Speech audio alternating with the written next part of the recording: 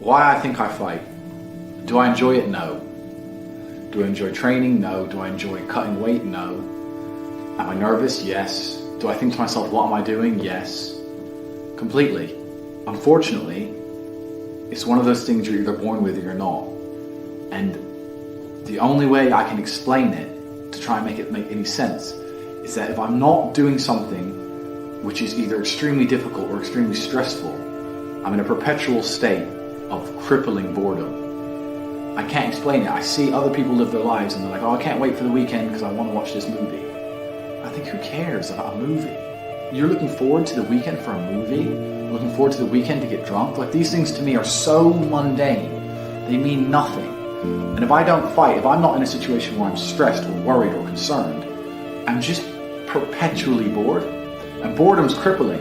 If you're an intelligent person and you've got a good brain on your shoulders, you can't just sit there bored, you know? So most smart people take the academic route to avoid boredom. They learn, but that's never really interested me either. Although I've always been an intelligent guy and I've always done well academically, it never really interested me. And then I see people climb Mount Everest or jump off buildings or do base jumping, or the guy who jumped from space. People think, what's he doing? He's crazy. I understand. Because some people can't live normal lives. Some people cannot just function 9 to 5 office job, get drunk at the weekends. That is not for some individuals, and it's not for me. So I have to find something which keeps me physically tired enough to stop me going AWOL, and mentally tired enough. And I've chosen fighting, because without this, when I'm not in training, I wake up every day and think, okay, what am I going to do today? It's 9 a.m. on a Tuesday, I'm bored, everyone's at work, I'm bored, and I'll end up doing something crazy. I'll either end up drunk or on the Eurostar, or, you know, it's just a random lifestyle, because I'm constantly looking for never-ending entertainment, and it doesn't exist. I think the only thing that could stop me fighting is if I had enough money to constantly entertain myself. Unless I'm a billionaire, I need something that keeps me focused and keeps me occupied in life. With fighting, I have to train twice a day, and I have to train hard, and the stress it brings in every aspect can replace fun, and my mind is occupied. It occupies me. It's the only way I can try and explain it. It occupies me, and I could never stop doing this even if I lost 100 fights, because I'm not built to live a normal existence. I can't do it. I couldn't just have a kid with some girl and sit at home and work a little bit and relax. I've never relaxed in my entire life. I don't know what relaxing is. It's just not me.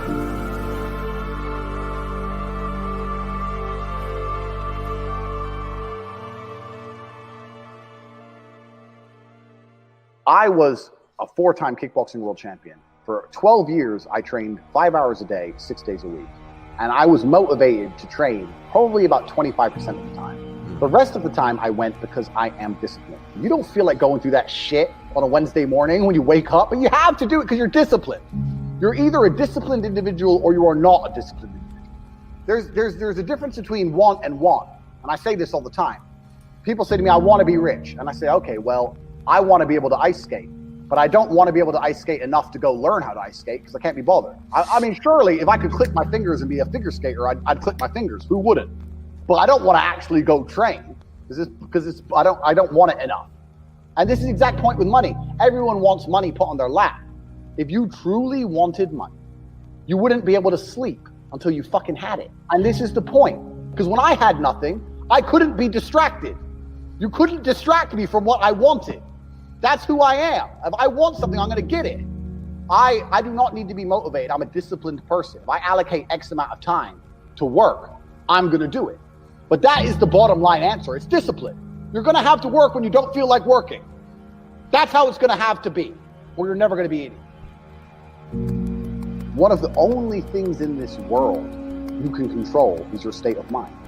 You can't control the weather. You can't control other people. You can't even control your health. You might get a brain hemorrhage, or you might get hit by a bus. One of the very few things in the world you have genuine control over is your state of mind. You decide if you're a disciplined person. You decide if you're a happy person. You decide if you're a depressed person. These are things that in real time you can affect in your brain. This is all you can control on Earth. If you can't control that, then you're just a feather in the wind.